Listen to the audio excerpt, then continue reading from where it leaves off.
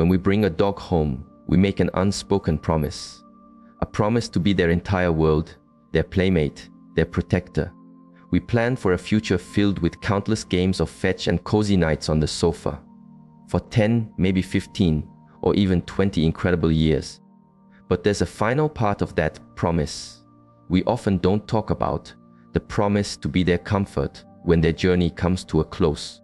The biggest fear isn't the silence that will fill the house or the leash that will hang unused by the door. It's the nagging question: will I understand what they're trying to tell me? Will I misread their final chapters, leaving them to face the end without the one thing they need most, our understanding? That's what this is about today.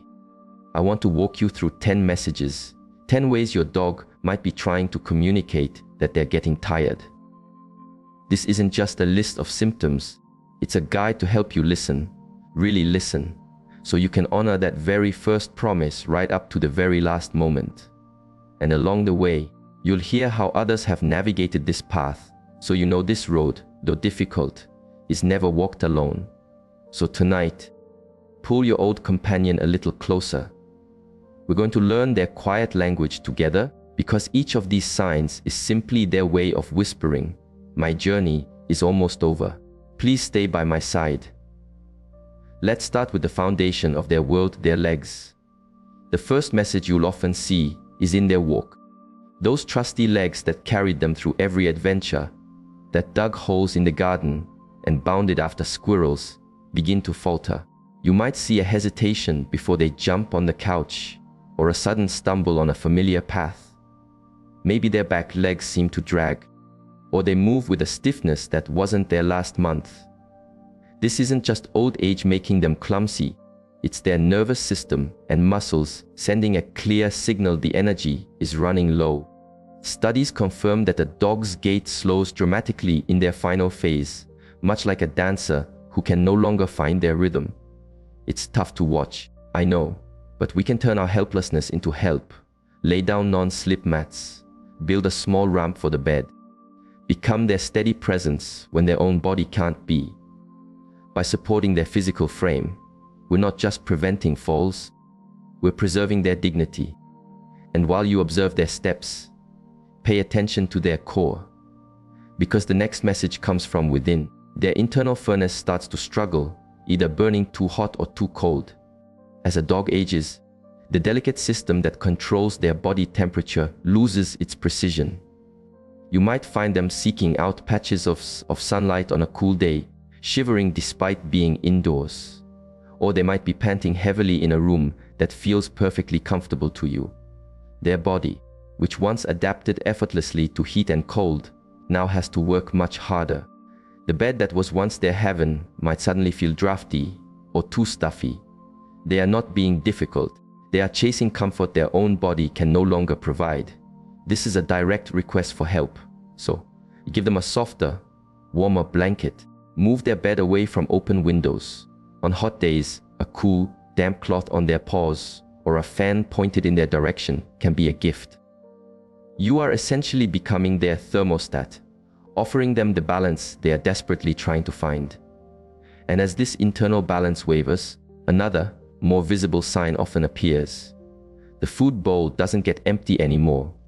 When your dog loses interest in their meals, it can feel like a personal failure. We equate food with love and life, so their refusal can sting. But it's often not a rejection of your love. It's a sign their body is starting a different journey. The desire simply isn't there, or perhaps their sense of smell has dimmed, or even chewing has become painful. You can try gentle things, warming the food to release its scent, offering softer textures, or adding a little low-sodium chicken broth. But here's a crucial piece of wisdom from those in hospice care. There is a time when the body no longer needs fuel. A dog that turns away from food is communicating a profound truth. They are beginning to let go. Speak to your vet, of course, but your main role here shifts from provider to comforter.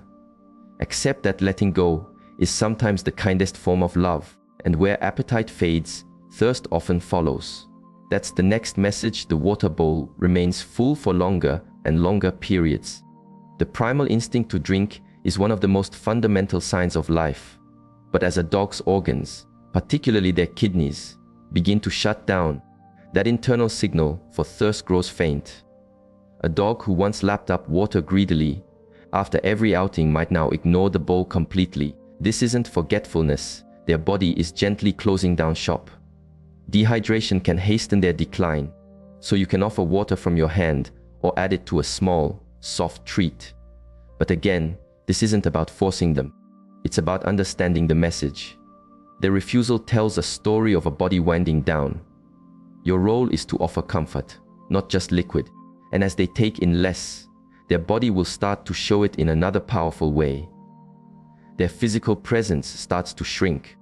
There's a moment when you stroke their back and feel the sharp line of their spine or the clear outline of their ribs in a way you never have before. This isn't just weight loss.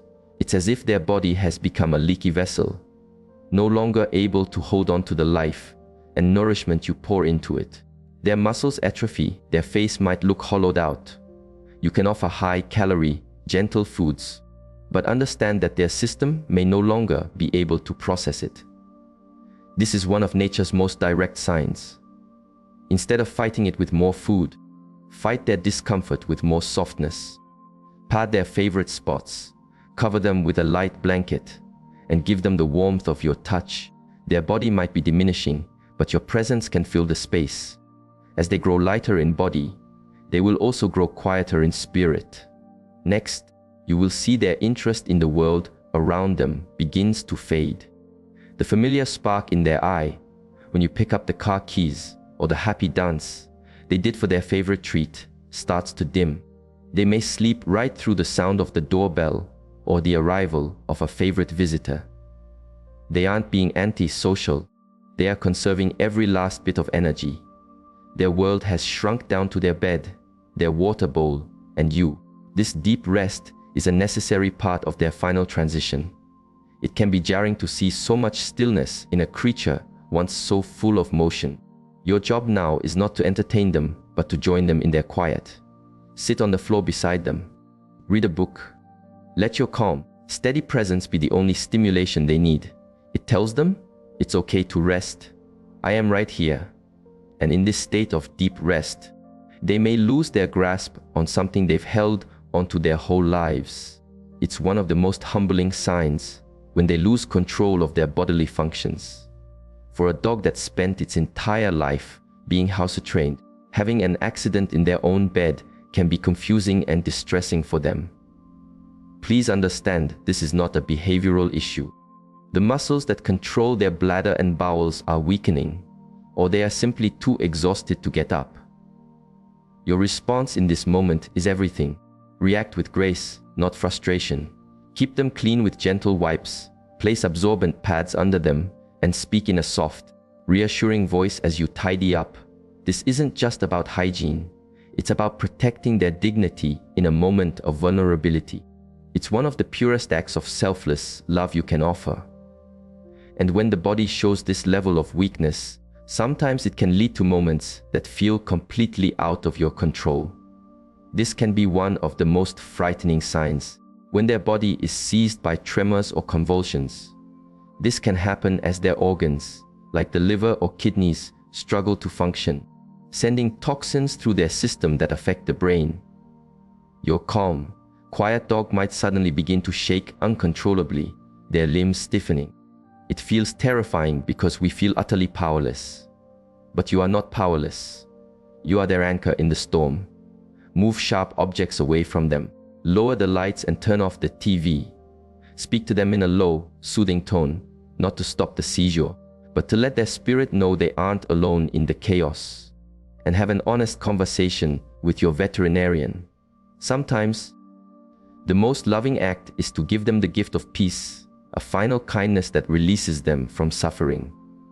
When the storm of a seizure passes, another, quieter change often becomes apparent. The steady rhythm of their breathing, the sound that lulled you to sleep for years, begins to falter. You may notice their breathing becomes labored, with deep, heavy pants even when they're resting. Or you might witness long, unsettling pauses between breaths, as if the body is forgetting its most basic command. This is often a sign that their heart and lungs are struggling to keep up. Listening to this can be agonizing, as each breath feels precious and uncertain. Your role is to lend them your calm. A steady hand on their chest or your own slow, deep breathing nearby can be surprisingly comforting. You're telling their body, I am here with you through every breath. Let them feel your strength when their own is failing. And as their physical functions wind down, there's one last, deeply personal message they may send. Finally, you may notice a profound change in their social behavior, in their bond with you. Some dogs, as the end nears, will seek solitude. They might tuck themselves away in a closet or under a bush in the garden, a primal instinct to find a private, quiet place to pass. Others do the exact opposite. They become your shadow, needing constant physical contact, resting their head on your lap for hours. They are either asking for space to prepare or for closeness for reassurance. Neither one is a rejection. Both are valid ways of saying goodbye. Sometimes this is tied to cognitive decline, a form of canine dementia, where they feel confused and cling to you as their only anchor. Their love for you hasn't vanished. It's just being expressed differently. Honor their request. If they want space, watch from a distance. If they want closeness, give it freely. This is their final conversation with you. If you've listened to this all the way through, it's because you see your dog as a soul, as a family member who has been a silent witness to your life. Watching them age is the unspoken cost of their unconditional love. Knowing these signs isn't about predicting the exact moment of their passing. It's about fulfilling the promise you made on day one to be their advocate, their comfort, and their loving witness to the very end. If your dog is still a vibrant, goofy puppy, cherish every chaotic moment. And if you have already had to say this final goodbye, I hope you find solace in knowing your grief is just love with nowhere to go. People say that when our dogs appear in our dreams, it's their way of letting us know they're happy and whole again. In the comments, I invite you to share a memory of your dog. Let's create a space to honor them together, because a story shared is a memory that never fades. And if you know someone walking this difficult road, please share this with them. No one should have to listen for these final whispers alone.